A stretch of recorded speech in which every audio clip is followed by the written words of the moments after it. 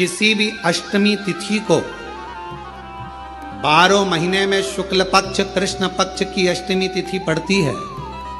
यदि किसी भी अष्टमी तिथि को अगर किसी ने नियम बनाया 5 अष्टमी का, 8 अष्टमी का, 7 अष्टमी का, एक कनेर का पुष्प शिवजी के शिवलिंग को समर्पित करना, अशोक सुंदरी के स्पर्श करना, और जो जलाधारी होती है, जैसे ये शिवलिंग है, ये जलाधारी है, तो पहले शिवलिंग पर स्पर्श, फिर अशोक सुंदरी का स्पर्श, फिर जलाधारी पर कनेर का पुष्प शिव जी की ओर मुख कर कर, अर्थात जैसे मानो ये कनेर का पुष्प है, तो ऐसा शिवलिंग का स्पर्श करते हुए जलाधारी पर जो समर्पित करता है, भगवान शंकर उसके मन की कामना को पूर्ण जरूर करते हैं। एक कनेर का पुष्प। जैसे लक्ष्मी पूजन में 2 चीजों का होना जरूरी होता है। पहले नंबर पर कमल गट्टा या कमल का फूल, और दूसरे नंबर पर है कुंकू और हल्दी। लक्ष्मी पूजन में 2 चीजों का होना जरूरी है, कमल गट्टा या कमल का फूल, कुंकू या हल्दी। उसी तरह शिव भक्ति में 2 चीजें जरूरी है, एक अटूट विश्वास और दूसरा शिव जी के प्रति पूर्ण समर्पण। बहुत मिलेगा। लक्ष्मी, वो कौन से 2 स्थान हैं जहां तू जाना पसंद नहीं करती है? लक्ष्मी, वो कौन से 2 स्थान हैं जो व्यक्ति धारण करता है तो उस व्यक्ति के पास में से 2 साल में, 4 साल में, 6 साल में, 8 साल में तो रुष्ट होकर चली जाती है? वो स्थान कौन से है? तो 2 स्थान माता लक्ष्मी ने बताए हैं। पहला, फूटे हुए बर्तन में भोजन करना। कौन से बर्तन में? जम के बोलिए जरा। जो टूटा बर्तन होता है, खंडित बर्तन होता है, फूटा हुआ बर्तन होता है, कहीं गिलास की किनोर टूट गई है, कहीं कटोरी की किनोर टूट गई है, कहीं थाली की किनोर टूट गई है, और तुम कहीं प्लेट की किनोर टूट गई है और तुम उसमें भोजन कर रहे हो, तो टूटे हुए बर्तन में भोजन करने वाले के पास में लक्ष्मी छिन्न हो जाती है, उसका भाग्य भी फूटे हुए बर्तन की तरह हो जाता है। ये लक्ष्मी का। और दूसरा, फटे हुए वस्त्र धारण करने वाले का भाग्य भी फटे हुए वस्त्र की तरह, जैसे फटा हुआ कपड़े का रेसा रेसा निकलता है, उसी तरह फटे हुए वस्त्र धारण करने वाले की भी जिंदगी में परिश्रम का रेशा निकलता रहता है, पर उसको सुख का भान नहीं होता। आज के जमाने में ये फटे हुए कपड़ों का फैशन आ गया, ये बड़ा दुख की घड़ी है।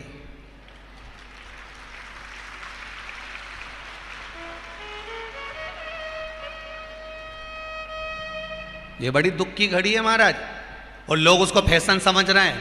पहले तो कम फटा होता था, पर आज के जमाने में तो इतना इतना फट गया, ऐसा लगता है कि दिवाली का बम चलाने गया था दीपावली पे, और बम कपड़ों के बीच में से फट गया। इसलिए वो कपड़े कब पहनेंगे, तो ने अब पहन लिया। शास्त्र कह रहा है, लक्ष्मी कह रही है माता पार्वती को कि 2 जगह पर अगर ये 2 क्रम जिस जीव के होते हैं उसके पास में से लक्ष्मी 5 साल में, हम कई बार कहते हैं इन बच्चों को नहीं मालूम, इन नवयुवक लड़कों को नहीं मालूम, इन नवयुवक बेटियों को नहीं मालूम कि फटे हुए कपड़े पहनने का फल क्या है।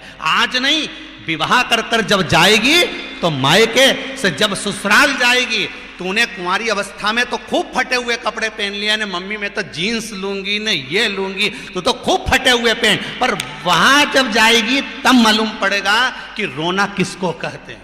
आज तो पहन लो, वो उसी में की बात है। कल वाली बात याद कर लो, अभी खाओगे तो कुछ दिन के बाद ब्लड बनेगा, और ब्लड बनेगा तब जाके ये शरीर में दौड़ेगा। आज की आज तुमने रोटी खाई तो क्या आज की आज ब्लड बन गया? जम के तो बोलो रे खरगोन वालों, नहीं बनाना। आज खाया है तो ब्लड 8 दिन में, 4 दिन में, 6 दिन में, 2 दिन में, 5 दिन में, 3 दिन में बनेगा। आज की आज ब्लड नहीं बनेगा। आज खाया तो 2 दिन में ब्लड तैयार होकर तुम्हारे शरीर में दौड़ेगा, शरीर में दौड़ेगा तो तुम्हारा शरीर भी चलेगा। उसी तरह तुमने अगर युवानी अवस्था में, कुंवारी अवस्था में ये फटे हुए कपड़े पहने हैं, तो जब तुम्हारी अवस्था बढ़ेगी ना, आज नहीं रोना पड़ रहा। आज के जमाने में तो फैशन है साहब, फैशन है तो आज पहन ले, बाद में रो ले, रो बाद में बैठ।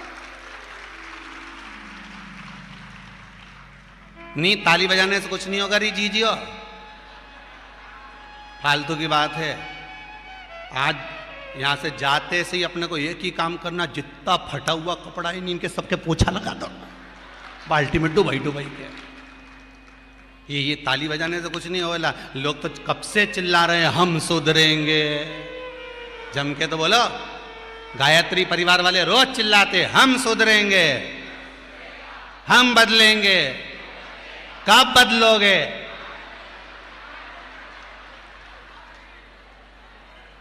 जबरदस्ती का चिल्लाता फिरो हम बदलेंगे, हम बदलेंगे। काहे के बदले? तुमसे ज्यादा तो मेहंदी बदल गई, यहां थी।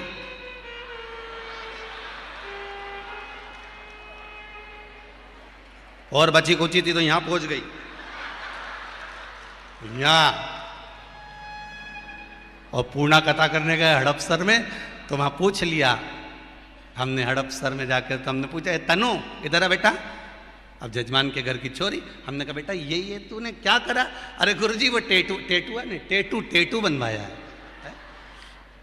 हमने कहा कितने का बनवाया? अरे गुरुजी 700 रुपये का। हमने कहा तुम मुंबई पूर्णा वाले फालतू का खर्चा करते हो, 700 रुपये का कहीं गाय को चारा देते तो बेचारी 2-4 दिन तक खाती।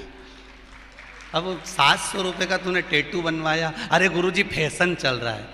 तो हमने कहा बनवाने की जरूरत क्या थी, खुद बना लेती, फ्री में बन जाता। तो क्या गुरुजी अपना हाथ नहीं पहुंचे? नहीं। हमने कहा कैसे नहीं पहुंचे? पहले दीवार पे बनाओ, उन्हें चिपक जाओ। कैसे नहीं पहुंचे?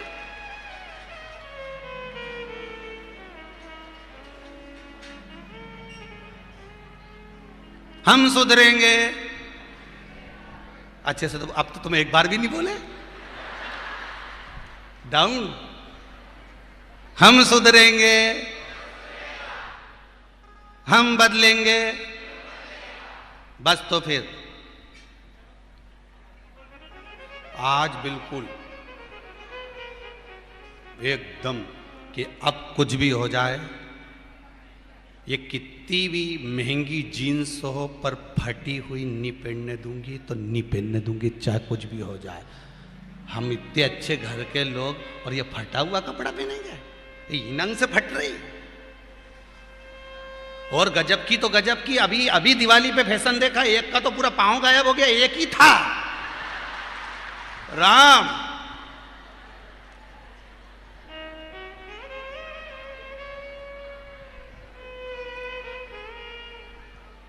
ए सुधर जाओ रे, जितने सुन रहे हो, नहीं तो सिधर जाओ रे। सुधरना जरूरी है।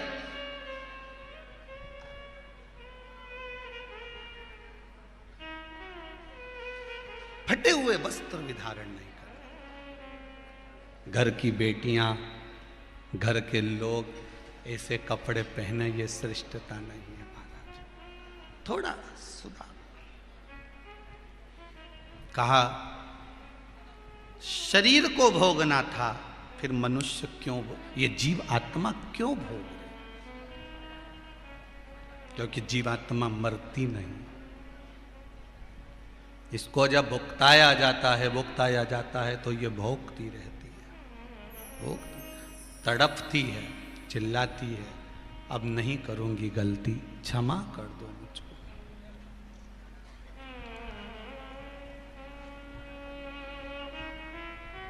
बहुत कहते। जो 18 प्रश्न थे उसमें एक प्रश्न है बहुत अच्छा। कल के 18 प्रश्न जो थे, 18 प्रश्न में तीसरे नंबर का प्रश्न है किसी भाई का, जिन्होंने 18 प्रश्न लिखे थे उसमें तीसरे नंबर का प्रश्न है, जरा ध्यान से देखिए। अच्छे लोगों के साथ ही बुरा क्यों होता है? 18 प्रश्न में से एक प्रश्न, तीसरे नंबर। अच्छे लोगों के साथ ही बुरा क्यों होता है? और अच्छे लोग इस संसार से जल्दी क्यों चले जाते हैं? उनके साथ बुरा क्यों हो रहा है? 18 प्रश्न में से एक प्रश्न, कल एक प्रश्न का उत्तर दिया था, आज एक प्रश्न अपन ने लिया कि अच्छे लोगों के साथ ही बुरा क्यों होता है। तो उसके लिए एक प्रसंग बड़ा सुंदर है, आप उसका स्मरण करिएगा। एक प्रसंग का साउंड अच्छा नहीं है, परंतु वो एक प्रसंग का स्मरण करिएगा आप लोग साथ साथ।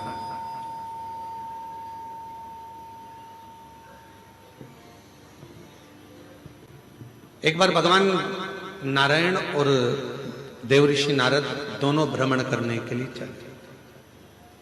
दोनों घूमने के लिए पृथ्वी पर आ गए और भ्रमण कर रहे थे मृत्युलोक में। घूमते घूमते घूमते घूमते एक सेठ जी के दरवाजे पर, और सेठ जी के दरवाजे पर दोनों ने ब्राह्मण का रूप रखा, और ब्राह्मण का रूप रखकर देवऋषि नारद जी ने भगवान विष्णु जी से कहा कि मुझे बहुत तेज प्यास लग रही है, प्रभु चलो, बहुत पानी पीने का मन कर रहा है, चलो कहीं चलते हैं। भगवान नारायण ने कहा कि सामने एक सेठ जी का घर है, चलो अपन वहां चलते हैं। चलिए वहां पहुंच चलते हैं। और सेठ जी के घर पर चले गए और सेठ जी के दरवाजे पर जाकर उन्होंने आवाज लगाई, भैया कोई है क्या? भगवान विष्णु और देवऋषि नारद दोनों ने आवाज लगाई, भैया कोई है क्या, भैया कोई है क्या? दरवाजा सेठ जी ने खोला और खोलने के बाद पूछा, तुम कौन हो? तो देवऋषि नारद और भगवान नारायण दोनों कह दिए, भैया हम तो पथिक हैं, यहाँ भ्रमण करते करते यहाँ आए हैं, भ्रमण करते करते यहाँ पहुंचे हैं, और भ्रमण करते करते हम लोग यहाँ पहुंच गए। हमको बहुत तेज प्यास लगी,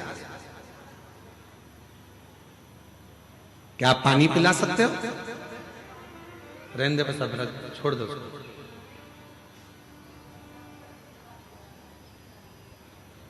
क्या आप हमें पानी पिला सकते हो? और इतने में सेठ जी बाहर आए, दरवाजा खोलकर कहा,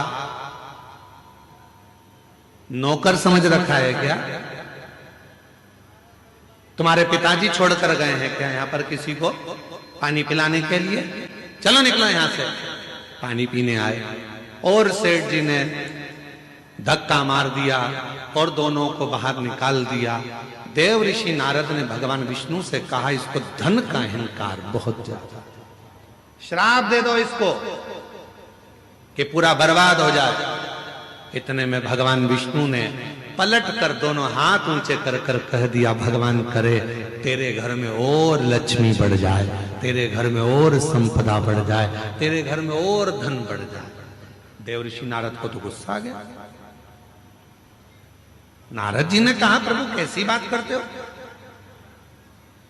तुम्हें तो इसको श्राप देना चाहिए कि बर्बाद हो जाए, और तुमने उसको आशीर्वाद दे दिया कि उसके घर में और धन आ जाए। कितना बेकार व्यक्ति, उसको और तुम वर देकर जा रहे हो। और आगे चले। नारद जी से भगवान ने कहा, चल और आगे चलते। और आगे गए तो एक बूढ़ी माँ का झोपड़ा था, और बूढ़ी माँ के झोपड़ा, छोटा सा झोपड़ा था। दरवाजा बजाया, माँ प्यास लग गई, माँ पानी, माँ बहुत तेज प्यास लग रही है, पानी पीना। बूढ़ी माँ ने दरवाजा खोला, आसन बिछाया, बिठाया, अंदर से पानी लाकर पिलाया, फिर गई गिलास में गरम गरम दूध लाकर दोनों को दे दिया और कहा, लो बाबा दोनों दूध पियो, फिर जाओ। और दोनों दूध पीकर जाने लगे। देवऋषि नारद जी ने कहा, देखो कितनी अच्छी माँ है, पानी भी पिलाया, आसन भी दिया, दूध भी पिलाया, प्रभु इसको वर दे दो। भगवान विष्णु ने उसकी ओर देखा और उस बूढ़ी माँ को देखकर भगवान नारायण ने हाथ उठाकर कहा, जा